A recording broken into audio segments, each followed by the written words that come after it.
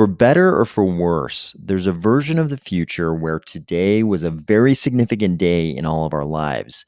Whether it's good or bad probably depends entirely on your perspective. Today was the release of OpenAI's multimodal large language model, GPT-4. It's substantially smarter, to use a word that will rapidly lose all meaning, than the previous GPT 3.5. It can now outscore the vast majority of human test takers on the bar exam, the LSAT, the SAT, the GRE, and almost every single AP subject test. It also has vision now. It can understand images. This has profound implications for humans that may include a displacement of humans from a wide variety of jobs. As Elon Musk pointed out, we don't even know what an economy means in a post-AI, post-automation world. The question for us in crypto and Cardano is what value will be assigned to absolute cryptographically enforced rarity in a world of abundance where there is no scarcity to knowledge, reasoning, or labor. Ready? Let's go.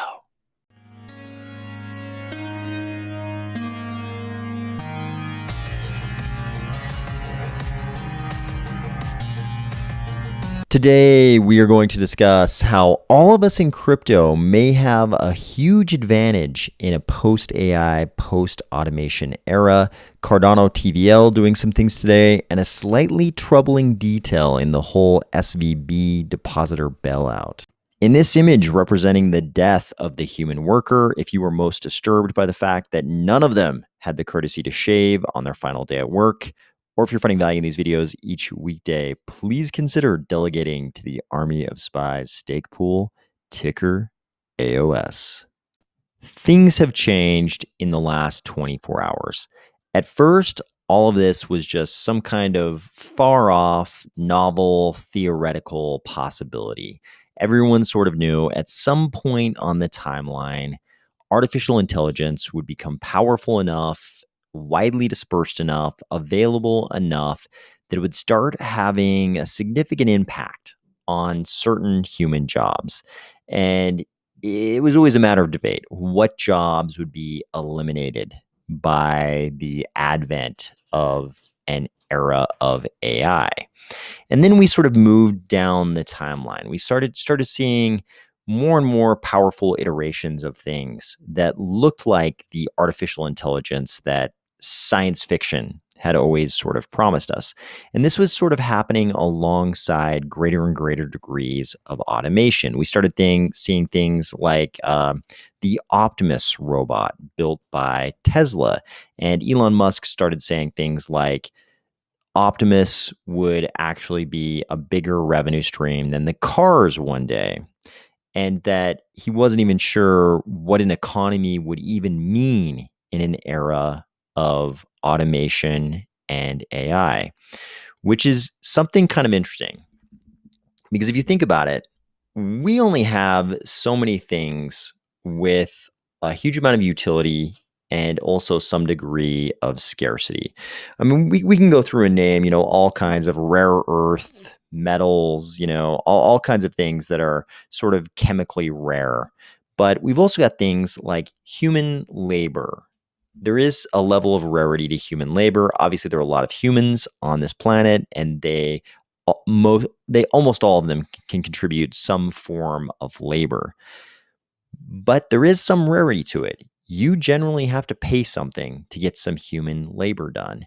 And some of that labor is actual like mechanical, physical labor, like digging for things, putting things together, gathering things, picking, the fruits of plants, those kinds of things. There's that type of human labor. But a lot of the human labor, especially in developed countries, is actually service-based labor. It's not humans using their body to physically, mechanically do something. It's humans applying human reasoning to something.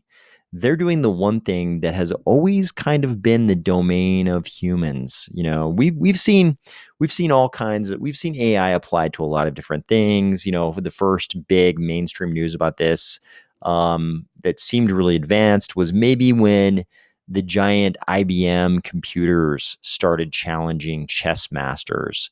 That made a lot of headline news back in the day. And then we saw computers doing crazy stuff, artificial intelligence, um, we'll just say software writ large, doing amazing things in complicated games like Dota 2. That one seemed to really, I don't want to use the word perplex or mystify, but it seemed to really trouble Elon Musk when when AI got really good at Dota 2, which he described as infinitely more complex than chess. I'm paraphrasing him incorrectly, but I think that's kind of the idea he wanted to convey there. Then, but all that these were like games. It was like chess, Dota 2, video game. This was just like humans being recreationally outperformed.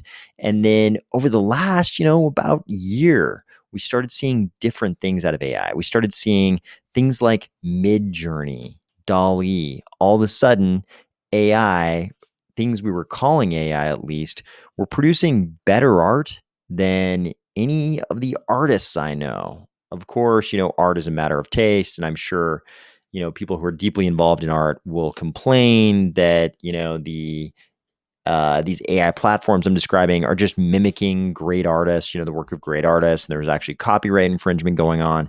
That's its own whole debate that's happening in the art world. I'm not really concerned with that. But what I am saying is that I can type a few words into some of these AI, these generative art platforms, and they kick out some amazing art at a speed and with a level of detail and accuracy that I don't know of any humans being able to replicate. I'm sure somebody is going to give me some kind of a video or something of human digital art creation at some incredible speed or something. But in my opinion, it can't really compare. The things that are happening with generative art can't be replicated by humans. And then we had Chat GPT. This became really problematic because we started seeing a level of human reasoning that, while kind of dismissed and diminished by, the AI researchers who were telling us, hey, that's just a language learning, model. There's nothing too magical going on there. We've had this technology for a while. This isn't really that big a deal. It was pretty incredible to the mainstream audience who was seeing this for the first time. Chat GPT was able to do things that we'd never really seen the world of computers and software do before, at least not in the mainstream. The most recent iteration of that was Chat GPT based on GPT 3.5. We knew that GPT-4 was coming. Today was that day. Just as a small matter of trivia, if you were curious what GPT stands for, it's a generative pre-trained transformer. If you don't know what a transformer is, you can go on a nice little rabbit hole deep dive over here in Wikipedia. Here's the problem with GPT-4. Look at these numbers. This is OpenAI telling us how well GPT-4 does on a variety of human academic tests. First up, we have the uniform bar exam. GPT 3.5 was in the bottom 10th percentile. GPT-4 is in the top 10th percentile. Look at the LSAT.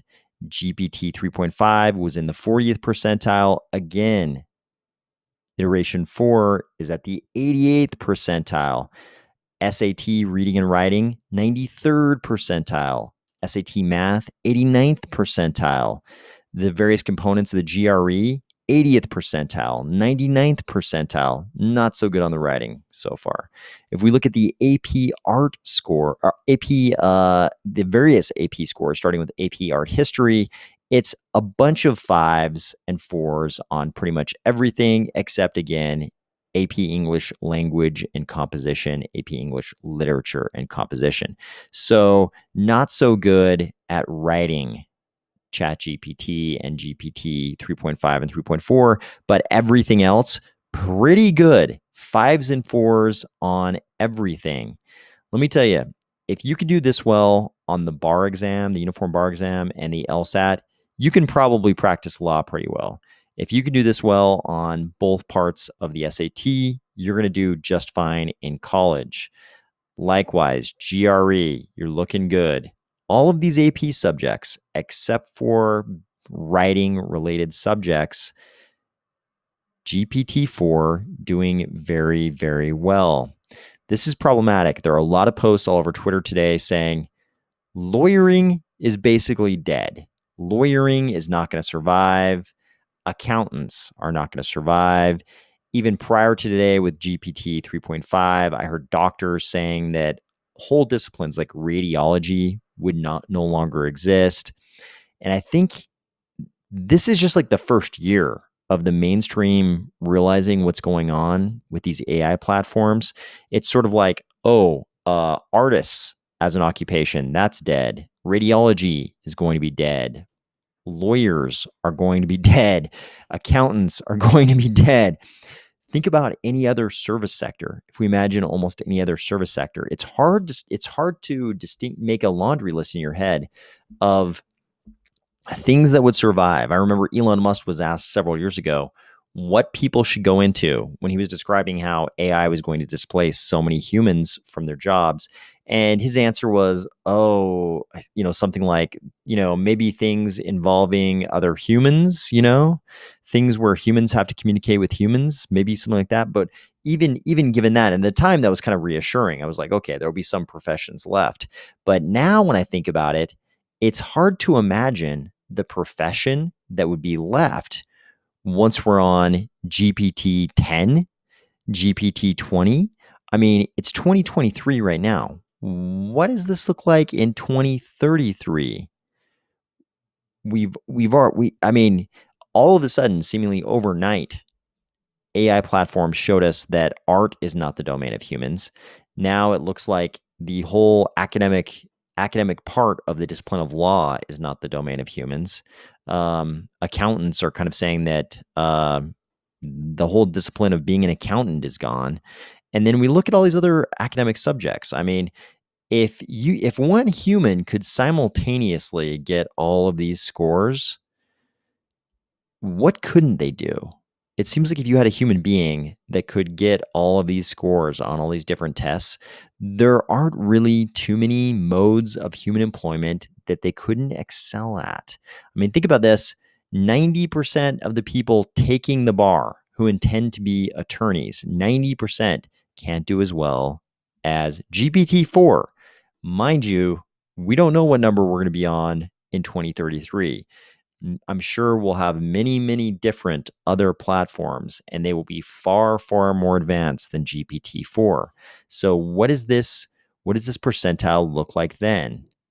Would these scales even be able to convey the mastery of this type of knowledge and reasoning that GPT 33 is going to be capable of? Would it even make sense for humans to try to compete? Not at all. It seems like for a lot of our service sectors, it won't even make sense for humans to compete. So then you have to start asking the question, what does money mean at that point? I mean, we've got all the different necessary topics that would have to be hashed out. Like, what do we do? Do we go to universal basic income? What becomes of humans, making their way in the world? Is it going to be this dramatic age of abundance like Elon Musk predicts? He thinks that automation and AI, early on in his discussions of AI, he seemed to be pretty heavily worried about the dark side of that we were basically building out the movie Terminator. We were slowly allowing Skynet to be assembled. Later on, he describes it as an age of abundance that will come out of all this automation. If everyone can have an Optimus robot in their house, and every factory can be full of Optimus robots, all the cars are self-driving, and AI is optimizing our economy in all these ways, is this the greatest deflationary event in the history of humankind? You could argue that the Industrial Revolution, the invention of, certain machines used in maybe the textile industry, the cotton gin, things like this, those were certainly deflationary events because they meant that humans could produce those goods much more cheaply. But what could this amount to? Could this be a deflationary event for every single human service? Could this be an optimization of every goods production sector also? We don't know how big this can be. And my inkling is that this is one of those exponential jumps that humans can't possibly understand because we have a hard time grasping the exponential nature of things like this. My gut feeling is that. So when you think about it, if we have something that looks a lot like the vision for Optimus, it's every factory is full of them. Every household has one or a couple. All the cars are self-driving. The entire economy is optimized by the far greater intellectual abilities. I don't even know if we can use that term, but intellectual abilities of, GPT 33 as opposed to 4 we've got now. Is there any scarcity at all to human labor, to human reasoning, to human thinking? There would be no scarcity if the kinds of reasoning and thinking and labor produced in this post AI, post automation era are indistinguishable and, in every way basically superior to the human version. There would be no scarcity to human labor. Human labor would have no value. Human reasoning would have no value. Human thinking, human logic, no value. I mean, you can come up with all kinds of, exceptions and say, no, human reasoning would be required for this, to build out the safeguards so that AI, doesn't become Skynet. Of course, there are going to be exceptions to those rules, but we can say that at least you have to admit that the value of human labor, of human thinking, human reasoning is going to be vastly diminished. It's going to be vastly less valued. We're going to experience a crazy deflation in the value of those things. So what's left? What is still going to be scarce? Like we said, there are certain things that are just chemically scarce. There will be, probably still, different things on the periodic table that will be required for weird things. Like we're seeing this right now with batteries, lithium and cobalt and other things that are either scarce or we haven't yet spent enough time looking for reserves of them, or they're difficult to extract, maybe in the case of cobalt, or they're in places where they're difficult to extract, things like that, or they require a lot of human labor to extract, sometimes in catastrophically dark circumstances in the case of some of the cobalt mining. We can say that certain things like that would be scarce, and maybe they'll be valuable. But beyond these things that are scarce by virtue of our ability to extract them or their scarcity as an element on the periodic table, we've only got so many other things left that are going to be scarce, because human labor, human reasoning, those aren't going to be scarce. They're the things that are scarce today, that are valuable today. If you can get someone who can, practice law at the highest levels, that's going to be valuable. That person will get paid a lot of money for that. A brain surgeon will get paid a lot of money for their ability to do brain surgery. These things, these labor service related labor inputs are valuable because they're scarce. If all of that goes away because of AI and automation, we're still going to have the periodic table scarcity of certain elements. We're also going to have the scarcity of things because they're difficult to extract. And then what's left? What's scarce? One thing that's already scarce, things that are cryptographically ensured to be scarce, things like cryptocurrencies. And especially if they're actually hard capped, like Cardano and Bitcoin, not like Ethereum. Ethereum, they're always going to be making more. And you can make arguments about how actually more is destroyed every year, and some wallet, private keys will be lost. So, actually there's less produced every year than is destroyed, that kind of thing. But the fact of the matter is they're going to be making it forever. They're going to be making it. But Bitcoin and Cardano, they have hard caps. They're always going to be scarce. They're always going to be scarce in a cryptographically enforced way. If labor if there's this huge deflationary event and labor is basically deflated to no value, we're going to have certain physical elements that are scarce, and then you've pretty much just got crypto. How much do the hard capped cryptocurrencies become worth in this post AI, post automation era? We don't know, because we don't even know what money is really used for at that point. I mean, is everybody paying for the use of the AI platforms, or because that's pretty much just code? Is that still going to remain cheap? Will it be dispersed and available enough that even AI is cheap, or free, kind of, it's somewhat free right now. We don't even know what money is useful for. Will there be so much abundance that, you know, um, there won't even be a need to have, the same, like level of involvement of units of exchange? These are all really huge questions. But when I think about what will be scarce, I think about a few things, and cryptocurrency is among those things. I mean, right now, the thing that we all sort of barter with and transact with is human labor, either in a services or a goods sector.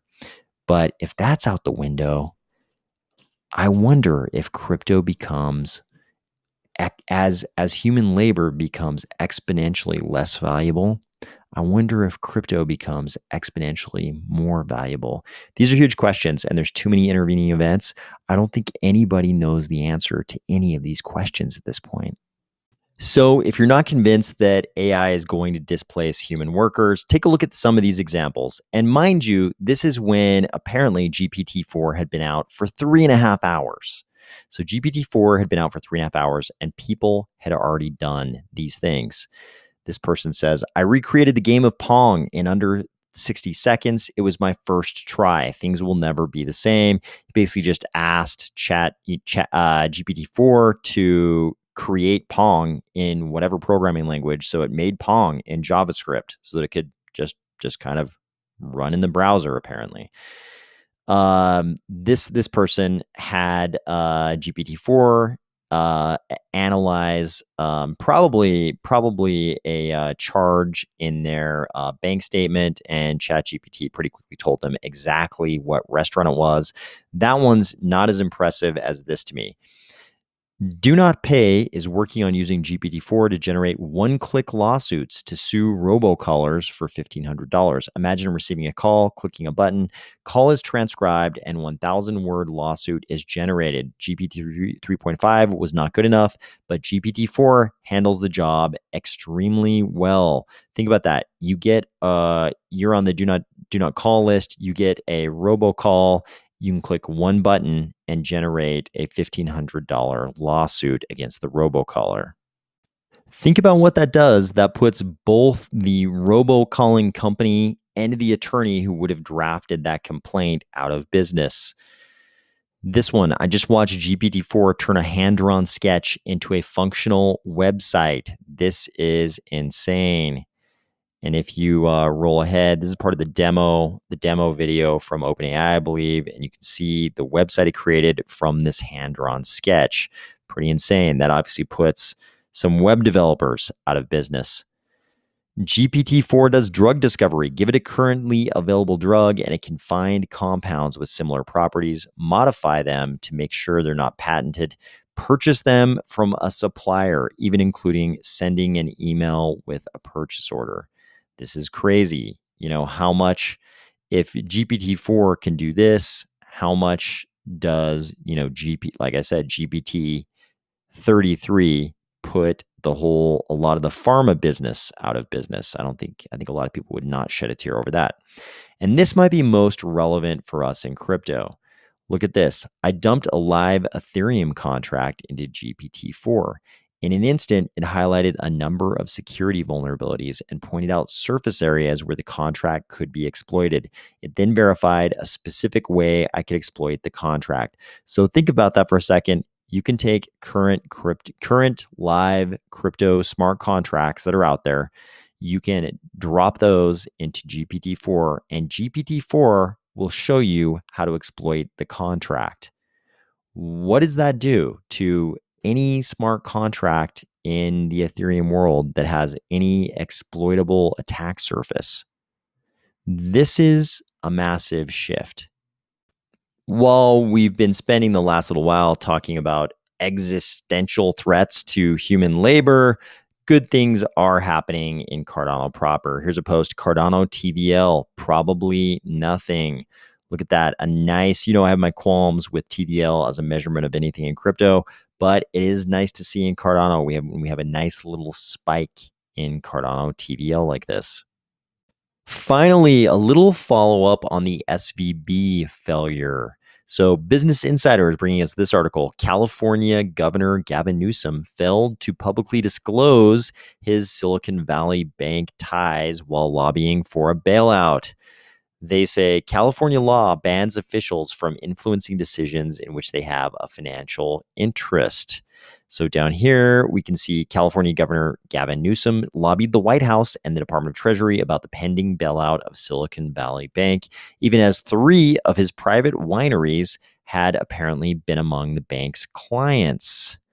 Newsom's personal relationship with SVB even went beyond the wineries. One anonymous former employee who handled Newsom's finances told Klippenstein that Newsom maintained personal accounts at SVB for years. Isn't that convenient? I remember when this was all going on, and they were announcing that President Biden had been talking to Governor Newsom. And who knows? Maybe he just meant the White House was talking to him. But in any case, sounds like Newsom was obviously trying to get the depositors at Silicon Valley Bank bailed out, which seems like it would be a problem under this California law that bans officials from influencing decisions in which they have a financial interest. If you're trying to get the depositors bailed out and you have a couple wineries that you own who are depositors, and you yourself are possibly a depositor, but definitely one in the past, according to your former employee. This will be interesting to see how all this plays out. I think it seems like these financial crises, we always see this sort of underhanded dealing. It seems like people in positions of influence manage to save the entities where they have assets in some cases, whereas the average person is kind of left out in the cold. We'll see where all this goes. I hope you're having a great week, and I'll talk to you tomorrow.